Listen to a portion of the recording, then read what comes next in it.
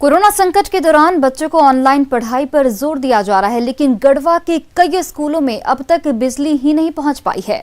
गढ़वा जिले में कुल 1435 सरकारी स्कूल हैं, लेकिन 1300 स्कूल ऐसे हैं जहां पर अब तक बिजली ही नहीं पहुंच पाई। फिर भी सरकारी स्कूलों में वायरिंग कर लाखों रुपए खर्च कर दिए गए हैं। कई आदिवासी इलाकों में बच्चों का नामांकन हुआ है, लेकिन पढ़ाने वाले शिक्षक ही मौजूद नहीं है। जो भी लोग करते हैं तो एक ही गो है। पढ़ाई में दिक्कत होता है 1 से लेकर 5 तक। एक शिक्षक हमको अति आवश्यक है, बहुत ज़रूरी है। नहीं, दरअसल जो डाटा आप बता रहे हैं, अगर ऐसा है तो भयावह स्थिति है। 1300 विद्यालयों में कनेक्शन नहीं है। उसके लिए कि हम देखते हैं कि हमारे कार्यालय से क्या किया जा सकता है। हालांकि तो अंतर विभागीय मामला है, लेकिन फिर भी इसमें हम क्या पहल कर सकते हैं, इसमें देखते हैं। सिमडेगा सदर अस्पताल में 50 वेंटिलेटर और 120 बेड तक ऑक्सीजन प्लांट से सीधा ऑक्सीजन की सप्लाई शुरू की गई है। अब हॉस्पिटल के मरीजों को ऑक्सीजन को लेकर कोई परेशानी नहीं होगी। कोरोना की तीसरी लहर की संभावना से पहले सुविधा शुरू की गई है। इससे कोरोना मरीजों को भी राहत मिलेगी।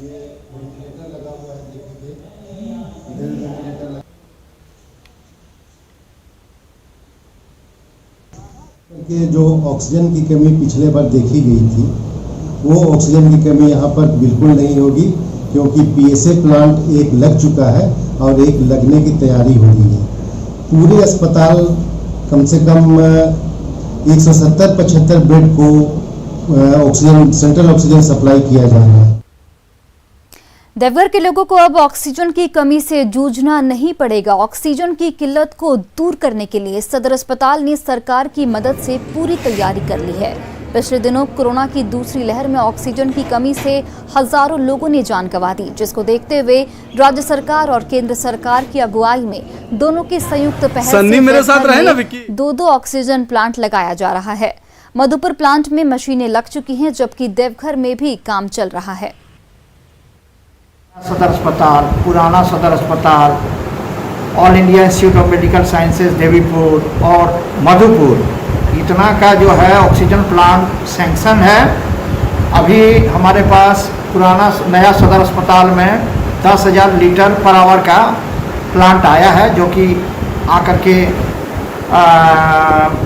जगह पर रखा गया है। ऑक्सीजन पाइपलाइन लग चुका है।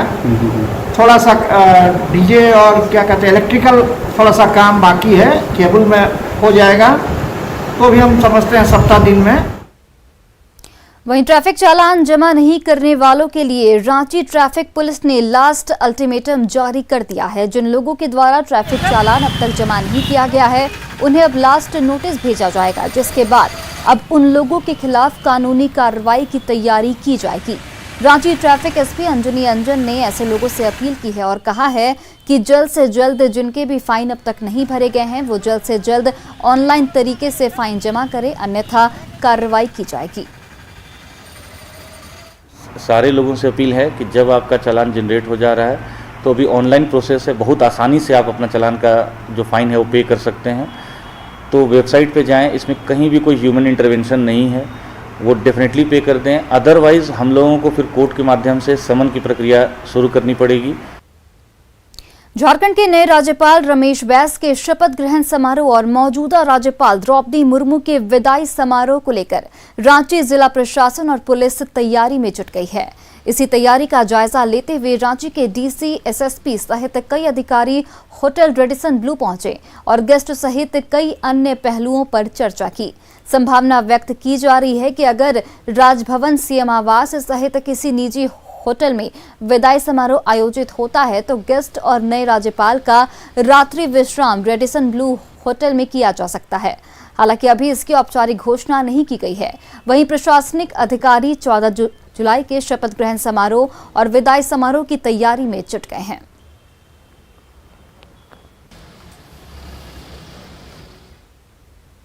झारखंड में महिला प्रताड़ना के मामले दिनों दिन बढ़ते जा रहे हैं। सरकारी दफ्तरों में काम करने वाली कामकाजी महिलाओं के साथ साथ अदालतों में दूसरों को इंसाफ दिलाने वाली महिला अधिवक्ता भी इस दर्द से अछूती नहीं है। ये रिपोर्ट देखिए।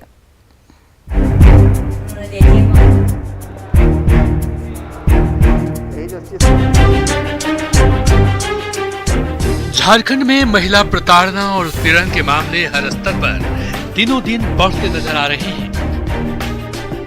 ताज्जुब की बात यह है कि दफ्तर, कॉलेज समेत हर दूसरी संस्थानों के साथ साथ न्याय व्यवस्था से जुड़े क्षेत्र में भी महिलाएं प्रताड़ना की शिकार हो रही हैं।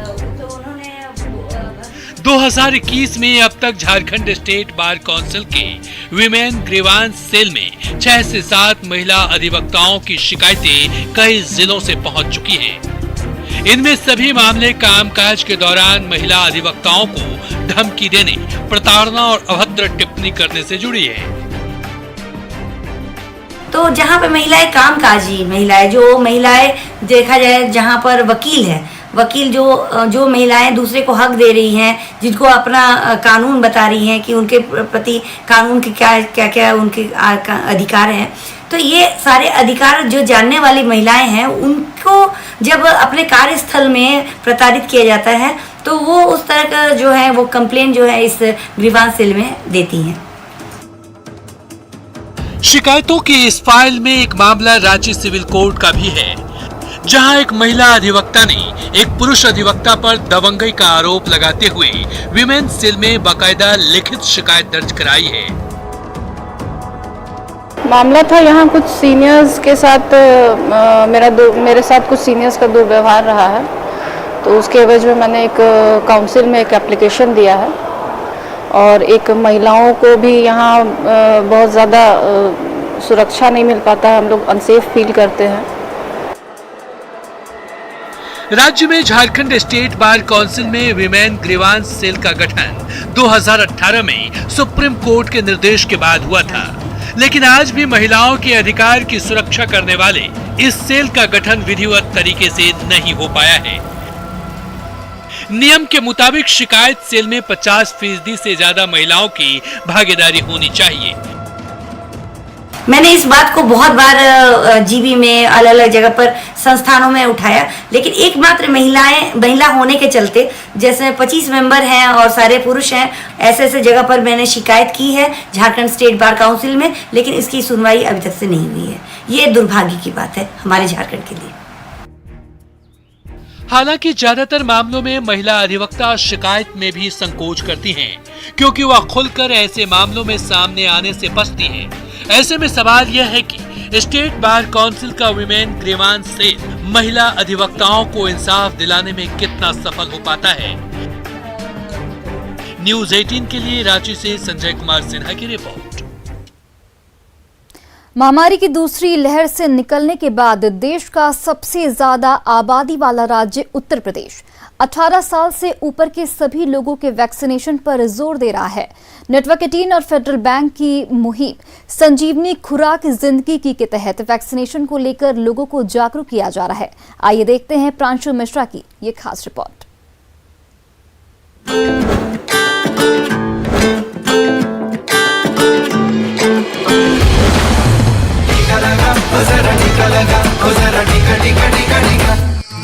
लखनऊ के पुराने शहर में बसा इमामबाड़ा का प्रतीक और कारीगरी की मिसाल छोटा इमामबाड़ा, जिसने कोरोना महामारी से जंग के लिए अपने दरवाजे खोल दिए हैं। शहर में यह है पहला ऐसा धार्मिक स्थल जिसे स्वास्थ्य विभाग ने टीकाकरण केंद्र में तब्दील किया है। पर डे जो है शुरू के एक हफ्ते में तो हमारे यहाँ 1150 के करीब पर डे का वैक्सीनेशन हुआ है और उसके बाद से साइट्स थोड़ा सा रिड्यूस कर दी गई थी और उसके बाद से हमारे यहाँ पर डे जो है 700 के करीब वैक्सीनेशन हो रहा है। कई हफ्तों के लॉकडाउन के बाद निशत परवीन अपने घर से बाहर निकली हैं और जानलेवा वायरस से बचाव के लिए खुद टीका लगवाया। ये निशत परवीन का उन लोगों को जवाब है जो बिना तर्क के टीकाकरण का विरोध करते आए हैं। अभी मेरे आस पड़ोस में तो कोई नहीं लगवाया है, सिर्फ हमारे बच्चे अभी लगवाए हैं और उसके बाद हमने लगवाया है। क्या अपील करेंगी खास करके महिलाओं से जो लोग घरों में हैं? कि हम लोग तो यही कहेंगे कि लगवा लीजिए, बेहतर है ये। कोरोना के खिलाफ टीकाकरण की बात की जाए तो मुस्लिम समुदाय की महिलाएं टीकाकरण के लिए बढ़ चढ़कर आगे आ रही हैं। थोड़ा सा मुस्लिमों में था, मुस्लिम थोड़ा कम निकलते थे, लेकिन अब मुस्लिम भी काफी निकल रहे हैं। जो लोगों में थोड़ा भ्रम था, लोगों ने पड़ोसों ने फैलाया हुआ था, अब सब खत्म हो रहा है धीरे धीरे। अब कोई दिक्कत नहीं है, लोग आ रहे हैं। देश की युवा शक्ति यानी नौजवान भी इस वैक्सीनेशन कैंप पर पहुंचकर टीका लगवा रहे हैं। अभी तक जो पूरी दुनिया में देखा जा रहा है कि मतलब एक वैक्सीन ही ऐसी दवा है जो कोरोना से बचा सकती है, तो मेरे लोगों से यही अपील रहेगी कि सब लोग वैक्सीन लगवाएं जल्दी से जल्दी ही। मेरे परिवार में सबने लगवा ली है, बस हम ही सबसे छोटे थे अभी तब मेरा 18 से ऊपर प्लस में अभी मेरा हुआ है तो हमने लगवा लिया। उत्तर प्रदेश में अब तक 2 करोड़ से भी ज्यादा लोगों का टीकाकरण हो चुका है। राज्य सरकार छोटा इमामबाड़ा जैसी वैक्सीनेशन कैंप के जरिए टीकाकरण की गति को और तेज करने की कोशिश में है। लोग अब डर और भ्रम से बाहर आ रहे हैं और उम्मीद और भरोसे के साथ टीकाकरण के लिए पहुंच रहे हैं।